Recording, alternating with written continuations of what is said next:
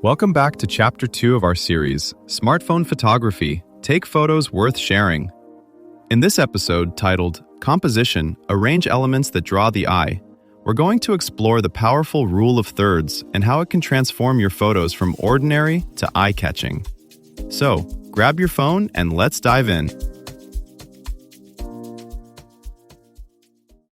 A museum study found people stared longer at photos with strong composition, even when they didn't like the subject. Now picture scrolling your feed. Some shots grab you instantly, others vanish in a blur.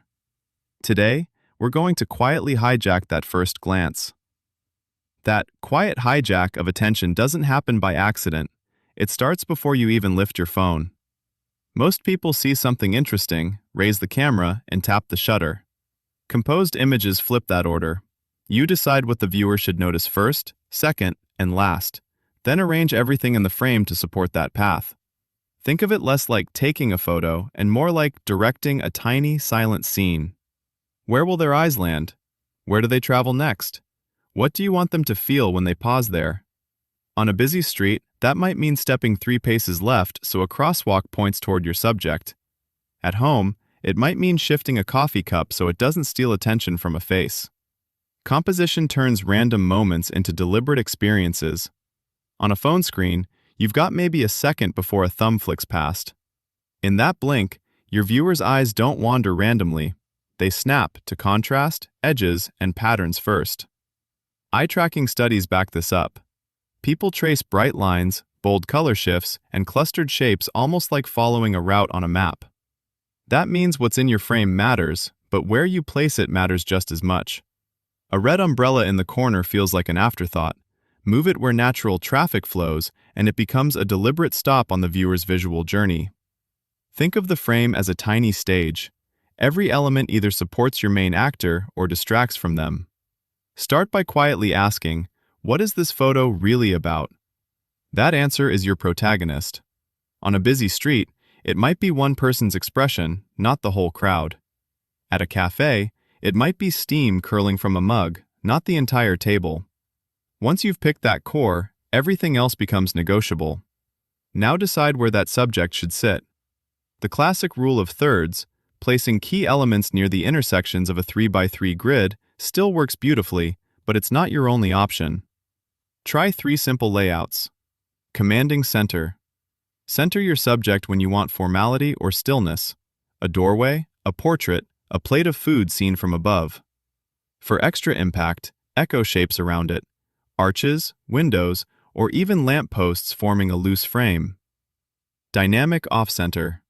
Slide your subject to one side and let something else balance it.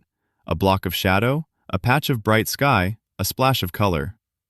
Asymmetry feels alive because the frame looks like it's mid-motion, not frozen. Deep path.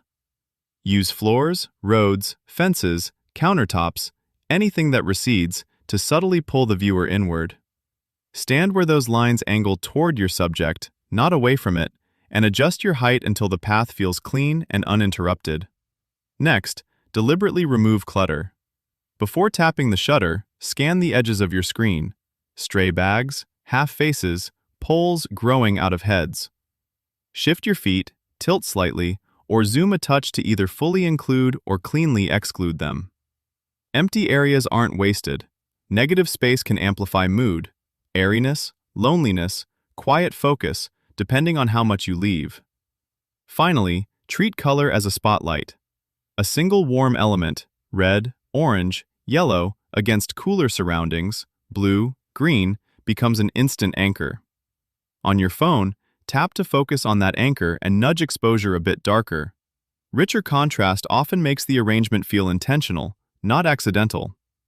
Think of each element in your shot as having visual weight. A bright jacket, a bold sign, a patch of sky. Some things are heavy, some are light. Your job is to keep the picture from tipping over. On your phone, try this.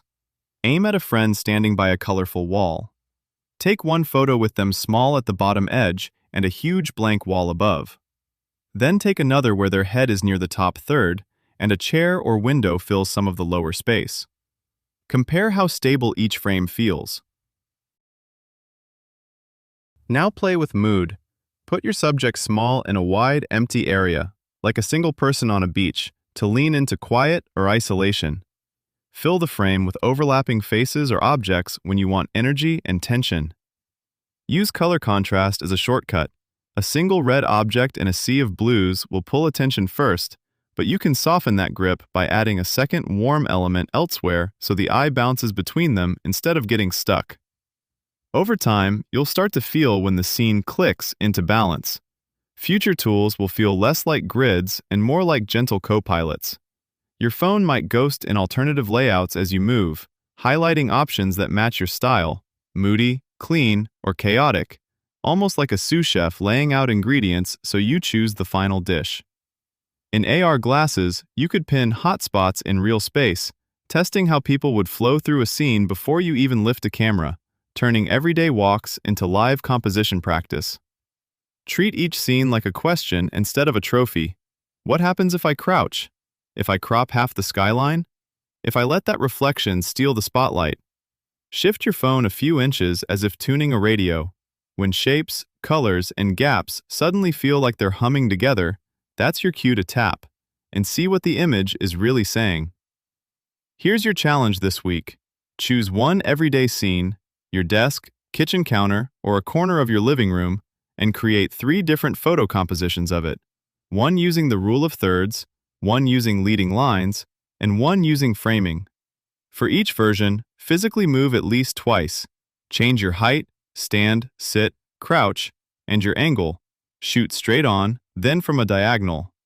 Take at least 15 shots total, then pick your favorite 3 and note where your eye goes first and which compositional choice pulled you in most.